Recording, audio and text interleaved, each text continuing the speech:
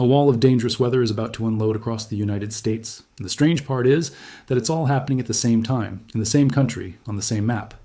On one side, an ocean of brutal heat is settling over the middle of the nation, the kind that pushes thermometers toward 115 degrees. On the other side, a fire hose of severe thunderstorms is lining up to hammer the same regions day after day after day, with damaging wind, hail, and a tornado threat that is quietly climbing by the hour. And sitting quietly in the background is a detail almost nobody is talking about, one that could turn this entire setup from serious to genuinely dangerous within the next few days. If you want to understand exactly what's coming, where it's going, and why this specific pattern has meteorologists watching so closely, stick with me, because I'm going to walk you through all of it. And if this is the kind of breakdown you find useful, go ahead and subscribe to W for weather right now so you don't miss what happens next. Let's get into it. Let me start with the simplest way to picture what's happening across the country, because once you see the shape of it, everything else clicks into place. Imagine a giant dome of hot air planted over the central and southern plains, refusing to move. That dome is acting like a lid on a pot. Around the edges of that lid, the atmosphere is churning, and that's exactly where the storms are firing. So while parts of Kansas and Oklahoma bake under punishing heat, the northern edge of that same system becomes a factory for severe thunderstorms. That's the tension at the heart of this forecast, and it's why one part of the country is desperate for shade, while another is bracing for repeated rounds of dangerous storms. Let's begin with the immediate threat, because the first punch of this pattern is landing right now. The Storm Prediction Center has drawn out several zones of concern across the country today, and the biggest one stretches across the upper Great Lakes, from upper Michigan through Wisconsin and back into Iowa and northern Missouri. Alongside it, there's an enhanced concern near the Mid-Atlantic corridor, in the neighborhood of Washington and Philadelphia, with a lower-level threat reaching up into southern New England and down toward northern Virginia. For most of these areas, the number one danger is straight-line damaging wind, the kind of gust that can snap branches, knock down power lines, and leave neighborhoods in the dark for hours. Large hail is also on the table, especially across the high plains and into South Dakota and Nebraska, where thunderstorms tend to grow tall and mean this time of year. Now here's where I want to be honest with you, because part of my job is telling you what the official outlooks say, and part of it is telling you what I'm actually watching. Even though today's severe risk across the Midwest looks modest on paper, I don't think the tornado threat is truly zero. It's low, but it's not nothing. I'm keeping a close eye on a corridor that runs from around Des Moines up toward central Wisconsin, and the Minneapolis area could be brushing the edge of that same low-end tornado zone. The reason is subtle. As we head into the late afternoon and early evening, our low-level winds are expected to strengthen and shift, and when that happens, even an ordinary-looking thunderstorm can briefly start to rotate. That's why, if you live anywhere in that region, you should make sure you have a reliable way to receive weather alerts today. Whether that's a phone with warnings enabled, a weather radio, or a trusted local source, it costs you nothing to be ready, and it can make all the difference. But today is just the opening act, and I want to be clear about that, because the real story of this pattern is not any single day. It's the relentlessness of it. This isn't one storm system rolling through and clearing out. This is a setup that keeps reloading, and understanding why it reloads is the key to understanding the whole forecast. So let me explain the engine behind all of this, because once you get it, you'll see the next several days coming before they even arrive. The main driver is a shift in the winds high above our heads and near the surface, both of which are about to strengthen dramatically across the Midwest, the Great Lakes, and the Ohio Valley. There's a low-pressure system parked well to our north. Up in Canada, and because of where it sits, we're about to get a strong flow of air pushing down out of the northwest. When upper-level winds and lower-level winds both crank up like this, and you add plenty of moisture and a very unstable atmosphere into the mix, you get one of the classic recipes for severe weather. There's going to be a lot of energy available for storms to feed on, and there's going to be wind shear, which is the change in wind speed and direction with height. Shear is what allows a thunderstorm to organize, tilt, and in the worst cases, rotate. Instability is the fuel. Shear is the structure. When you have both in abundance, storms don't just pop up and fade. They build, they organize, and they can turn dangerous fast. Here's the twist that makes this pattern so interesting. Even though the winds are coming out of the northwest for much of the setup, the picture starts to change as we head toward the weekend. By Sunday, the flow aloft is expected to become more westerly, and that shift is a big deal because it lets our low-level winds start pulling up from the south. And when winds near the ground come from the south, while winds higher up come from the west, you create the kind of turning in the atmosphere that supercells love. A supercell is the most organized and dangerous type of thunderstorm, the kind capable of producing very large hail and strong tornadoes. So if the atmosphere comes together the way some of the guidance suggests, Sunday could carry a genuine tornado threat across parts of the upper Midwest. I want to be careful here, because I'm not telling you it's guaranteed. I'm telling you the ingredients are lining up, and that's exactly the kind of setup you don't want to ignore 3 days in advance. Let me lay out the timeline as clearly as I can, day by day, so you know what to watch for. Today, Friday, the action is mostly across the Midwest and along the East Coast. We already have showers and thunderstorms bubbling up across Minnesota and Iowa this morning, and they're expected to become more widespread through the late morning and afternoon. Wind is the main concern, with isolated large hail possible, and as I mentioned, I wouldn't completely rule out a quick, isolated tornado once those low-level winds ramp up in the late afternoon. Along the East Coast, scattered storms are expected to fire during the afternoon, starting near Cleveland and Columbus around the middle of the day and spreading eastward through the evening. The main danger in that corridor is pockets of damaging wind, with gusts that could reach around 70 miles per hour, plus some small hail. The tornado risk there is very low, but here's a small caveat worth knowing. It's August, and when you get those explosive pop-up storms on a hot, humid afternoon, every once in a while the atmosphere throws a surprise, and a brief isolated tornado can spin up almost out of nowhere. It's rare, but it happens, so awareness never hurts. Down across the southern plains, a large cluster of storms will be weakening this morning over Oklahoma and Kansas, and then a second round is expected to develop in the afternoon. Damaging windup around 60 miles per hour is the main worry there, with hail less likely. And out in the desert southwest, it's monsoon season, which means rounds of heavy rain over Arizona and New Mexico could lead to flash flooding concerns in the usual vulnerable spots. Saturday looks like the quietest day of this stretch, which is worth saying plainly, because not every day in an active pattern is a blockbuster. I'm not expecting a widespread severe event. Instead, the focus shifts to the interior northeast, mainly Pennsylvania and New York, where scattered storms could bring gusty winds and isolated hail during the afternoon. The tornado threat stays very low, but there's a narrow window, roughly between 3 and 7 in the evening, where an isolated tornado in central and eastern Pennsylvania isn't off the table. Those storms would track toward the Allentown area and on toward New York City through the evening before weakening overnight. Then comes Sunday, and out of every day in this forecast, Sunday has the highest ceiling. That's the phrase I keep coming back to, and let me tell you what it means, because it matters. When I say a day has a high ceiling, I mean the potential outcome could be significant, even if the most dangerous version isn't guaranteed. Sunday is exactly that kind of day. This is when the upper level and low level winds ramp up together across the upper Midwest. That strong flow sets in, the winds turn with height, and the atmosphere becomes loaded with both instability and shear. If storms organize in that environment, tornadoes are absolutely on the table. Here's how Sunday could play out. The morning may start with just a few scattered showers and storms, nothing alarming. But watch the afternoon closely, because that's when a supercell or two could develop. And the parameters that measure tornado potential are expected to climb sharply from parts of South Dakota all the way into southern Wisconsin. The instability numbers are genuinely eye-opening. We're talking about the kind of atmospheric energy that can reach 4,000, even 5,000 units in spots across Minnesota and Iowa. And to put that plainly, that is a tremendous amount of fuel. When the atmosphere is that primed and the wind fields are that favorable, storms don't need much of an excuse to explode. Some of the guidance suggests the most concentrated activity may set up across Wisconsin. During the early to mid-afternoon, you might see an isolated supercell or two develop across the northern part of the state. Then, as the evening approaches, storms could become more numerous and eventually merge into a long line, what meteorologists call a mesoscale convective system, which is really just a coordinated wall of thunderstorms marching across the region. If that happens, cities like Milwaukee and Grand Rapids, and possibly even Detroit, could be dealing with severe storms overnight into early Monday, with damaging wind as the primary threat and hail and a tornado or two possible earlier in the cycle. I do want to keep repeating one word here, and that word is could.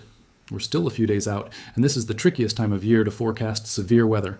July and August are notoriously difficult months because so much depends on small-scale details that don't fully reveal themselves until the day arrives.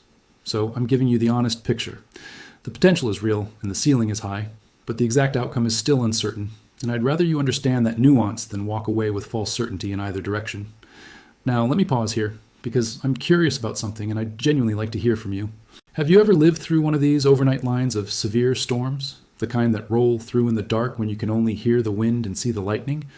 Drop a comment and tell me where you were and what it was like. Because those overnight events are some of the most underestimated, and I think a lot of people don't realize how disorienting they can be until they've been through one. Moving forward, the pattern doesn't just stop after Sunday. If anything, it keeps grinding, and this is where the forecast gets genuinely tricky, because predicting what happens after that first big day is a real challenge. What I feel fairly confident about is the general zone of concern, That strong northwesterly flow is expected to stay locked in place across the same regions, and that should keep firing off multiple rounds of storms through the early and middle part of next week. Monday looks like it could focus into Indiana, Ohio, and possibly Illinois, with a threat of significant wind and maybe a tornado or two. Then Tuesday could reignite a little farther west, across Iowa, Wisconsin, and Illinois, and potentially stretching back toward West Virginia. And here's where a second, quieter danger starts to emerge, one that doesn't get the same attention as tornadoes, but can be every bit as destructive.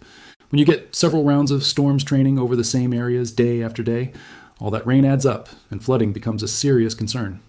This is one of the things I'm watching most closely for the middle of next week across the Ohio Valley. One of the major forecast models has been hinting at a widespread 3 to 7 inches of rain, with some spots potentially seeing even higher totals. That's a striking signal because that particular model doesn't usually paint such heavy amounts across such a broad area, which tells me the atmosphere may be primed to wring out a tremendous amount of moisture. Now, another leading global model is more conservative, showing a broader area of 1 to 3 inches rather than the extreme totals. That disagreement matters, and it's exactly why I'm not going to tell you flooding is a done deal. But when one reliable model is flashing numbers that high over a populated region, you pay attention, and I'll keep you updated as the trend becomes clearer. Even the lower end of those totals, falling on ground that's already taken repeated storms, can cause real problems. Let me step back and talk about the other half of this pattern, because the storms are only part of the story. The other part is the heat, and it is brutal. While the northern tier deals with severe weather, the central and southern plains are trapped under that dome of hot air I mentioned at the start. And the numbers are the kind that stop you in your tracks. We're looking at high temperatures, pushing toward 115 degrees across parts of southern Kansas and northern Oklahoma. That's not a heat index or a feels-like number. That's the air temperature. And this heat isn't a one-day event that blows through and moves on. It's expected to strengthen and expand, building into South Dakota and Nebraska by Saturday, with highs well into the triple digits. By Sunday and Monday, it gets even worse in those same areas. If you live in central Kansas, I genuinely feel for you, because we could be looking at highs around 112 degrees on Sunday, with a city like St. Louis climbing to around 101. And this heat is stubborn. It's expected to hold on through roughly Tuesday or Wednesday before finally breaking. This is where I want to remind everyone that heat is consistently one of the deadliest forms of extreme weather, even though it never gets the dramatic footage that tornadoes and hurricanes do. It sneaks up on people. If you're in that region, check on elderly neighbors, never leave anyone or any pet in a parked car, hydrate constantly, and take the warnings seriously. This level of heat is not something to tough out. Now here's a detail I love about this pattern because it shows just how wildly the atmosphere can swing in a single week. After that heat peaks, a strong cold front is expected to sweep through the Midwest and Great Lakes by around the middle of next week, and the temperature reversal is dramatic. Low temperatures across Minnesota and Wisconsin could dive back into the 50s, 40s, and in a few spots across northern Minnesota, even the 30s. Let that sink in for a moment. We're talking about the possibility of 30s in a region that just days earlier was part of a country baking near 115 degrees. That kind of temperature spread across a single nation in a single week is genuinely remarkable. And it's the essence of why this pattern is so striking. It's not just hot, and it's not just stormy. It's both colliding at the same time, and that collision is precisely what's driving all this severe weather. For anyone growing crops up in the northern reaches of Minnesota, those chilly readings are worth watching, because cold like that in this part of the season can be a concern.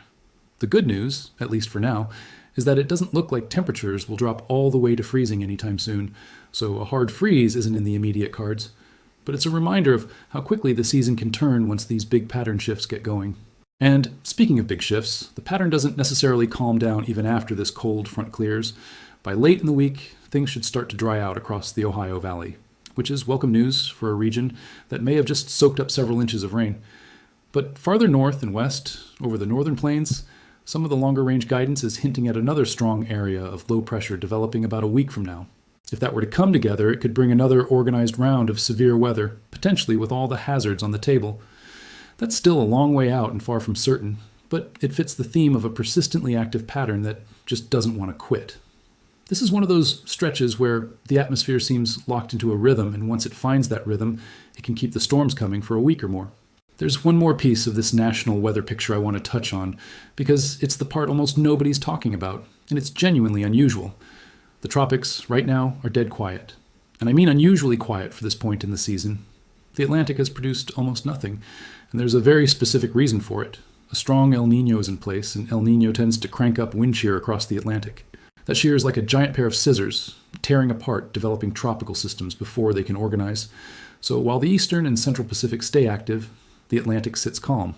For those of us in the United States, that's obviously good news on its face. Fewer storms brewing means fewer immediate threats to the coast. But here's the catch, and it's an important one, because a quiet season is not the same thing as a safe season. When the Atlantic has been this quiet for this long, all that ocean heat energy keeps building with nowhere to go. So if a storm does manage to break through the hostile conditions later in the season, it could tap into all that stored energy and strengthen quickly, potentially into a major hurricane. It only takes one. History is full of quiet seasons that produced a single devastating storm, and that's exactly why forecasters never let their guard down just because the map looks empty. So, while I'm glad the tropics are calm right now, I'll be watching closely. And if anything starts to spin up, you'll hear about it here first. Let me bring all of these threads together, because I think it's easy to get lost in the day-by-day details and miss the bigger picture of what's actually happening. What we have is a country split in two by a single dominant weather feature. That dome of heat over the central and southern plains is the anchor. Everything else revolves around it. Its northern edge is where the jet stream and the storm track collide with all that heat and moisture, and that collision zone is producing the daily severe weather we've been talking about. As the winds shift and strengthen through the weekend, that collision zone becomes more organized and more dangerous, which is why Sunday stands out.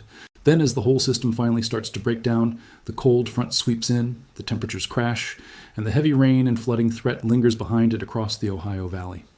And through all of it, the tropics stay eerily silent, a quiet that carries its own hidden risk. That's the pattern. Not one storm, not one heat wave, but an entire orchestrated sequence, each piece feeding the next. And that's genuinely what makes this stretch stand out. Most of the time, we forecast one major threat at a time. This week, we're tracking dangerous heat, repeated severe storms, a real tornado potential, a growing flood risk, and a dramatic temperature reversal, all in the span of about 7 days. That's a lot of moving parts, and it's exactly why I wanted to walk you through it carefully rather than just throwing headlines at you. Before I wrap up, let me leave you with the practical takeaways, because at the end of the day, this forecast only matters if it helps you stay safe. If you live anywhere across the Midwest, the Great Lakes, or the Ohio Valley over the next several days, treat every afternoon and evening as a time to stay weather aware. Keep your phone alerts on, have a backup way to get warnings in case the power goes out, and know where you'd take shelter if a warning is issued for your area, especially on Sunday when that tornado potential is highest. If you're in the central or southern plains, the enemy is the heat. So plan your outdoor time around the coolest parts of the day. Stay hydrated and look out for the people around you who are most vulnerable to it. And if you're anywhere, the flooding rains set up in the middle of next week. Remember the oldest rule in the book: never drive into a flooded road.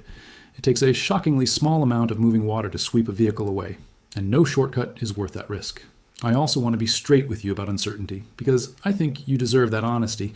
The details of this forecast, especially from Sunday onward, are still coming into focus. The heat and today's storms, those I'm confident about. The Sunday severe threat has a high ceiling but an uncertain outcome. The flooding signal is concerning but not locked in, and the possibility of another system a week out is a long-range hint, nothing more. As the days go on, some of these threats will grow, others may fade, and I'll be here to update you every step of the way as the picture sharpens. That's the whole point of following along closely, because a forecast this active can change quickly. And the difference between a good day and a dangerous one often comes down to catching that change early. So before you go, I've got a second question for you, and I'd love to see your answers in the comments. Out of everything in this forecast, the extreme heat, the tornado threat, the flooding, or that strangely quiet tropical season, which one worries you the most and why? I read through the comments, and it's genuinely fascinating to see what different regions are most concerned about, because it often depends entirely on where you live and what you've been through before. And that's going to do it for this breakdown. If you found this helpful, if it made a complicated, chaotic weather picture a little clearer, then do me a quick favor.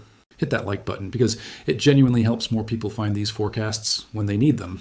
Subscribe to W for weather if you haven't already, and turn on notifications so you're the first to know when the Sunday setup and everything after it comes into sharper focus.